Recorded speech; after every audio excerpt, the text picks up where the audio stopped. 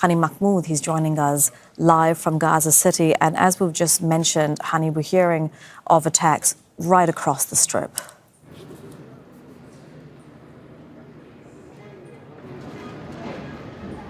Yes, it's almost non-stop by the hours. We hear the loud explosions of ongoing attacks across the eastern part of Gaza City. These are the two densely populated areas where more than half of the population of these two neighborhoods, Zaytun and Shujaiya, have been pushed into internal enforced displacement, only to get into places that have been under more evacuation orders. So it's more of a non-stop, constant state of displacement across the Strip. All of this happening under heavy, intense bombing campaign across the northern part of the Strip. And just the areas where we're standing, we're seeing scores of people are leaving the northern part of the Strip as the attacks are coupled with more enforced displacement. What's really concerning is the use of explosive devices planted by the Israeli militaries in a densely populated neighborhood. These are planted at overnight time under heavy coverage of the quadcopters, the heavy artillery, to prevent people from leaving or avoiding being in an area or at the vicinity of these explosive devices. But as early hours this morning, many of these devices exploded and destroyed large part of these residential homes. So we've really seen people scrambling for shelters, trying to find temporary shelters along with their family members, carrying nothing, because this time it has been very challenging for people to carry any of their belongings with them as they are moving from one place to another.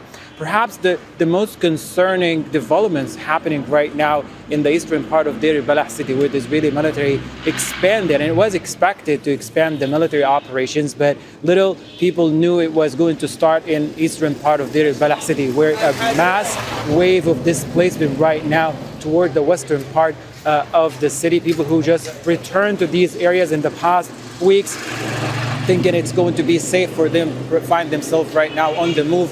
Once again, we're looking at a constant state of displacement for many of the families, carrying whatever they are able to carry, the quadcopters, clouding the areas and shooting at people as they move from one place to another, seeking safety that does not exist right now. And Hani, we're hearing from health officials not just about the severe shortage of medical supplies, but also of blood.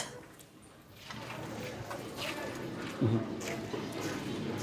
Absolutely, and we heard that over the past few days, doctors, medical staff, including medical missions across the Gaza Strip, alerting that on the shortage of blood donations inside these hospitals. In a heartbreaking scenes, we heard doctors describing many of the patients with a chronic disease, with people arriving with explosive injuries and in need of a blood transfusion are turned away simply because the blood units are not available at the hospital. We're talking about months of devastation, destruction, and hunger that has led to the collapse of the usual community donors of the blood to these hospitals. In an incident at the Al Ahli Baptist Hospital yesterday, where an appeal for blood donation, 100 people showed up at the site, and only 40 of them were qualified for blood donation, and simply because the remaining 60 individuals,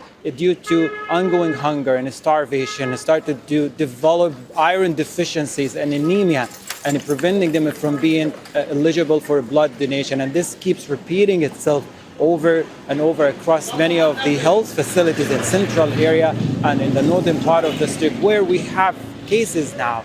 Many of the injuries, many of the patients are exceeding the usual number by double the number or triple the number. And what's available now, it's not enough, leading to putting many of the lives at risk right now inside the Indonesian hospital that experienced an overwhelming influx of injuries as of yesterday, as well as the right now what's happening in the central area, and many of the injuries arriving to Al-Aqsa hospital. Unfortunately, we are at a situation now where people, due to hunger and starvation, are ineligible to donate the blood to hospitals.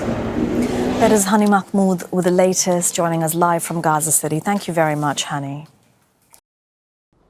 Make sure to subscribe to our channel to get the latest news from Al Jazeera.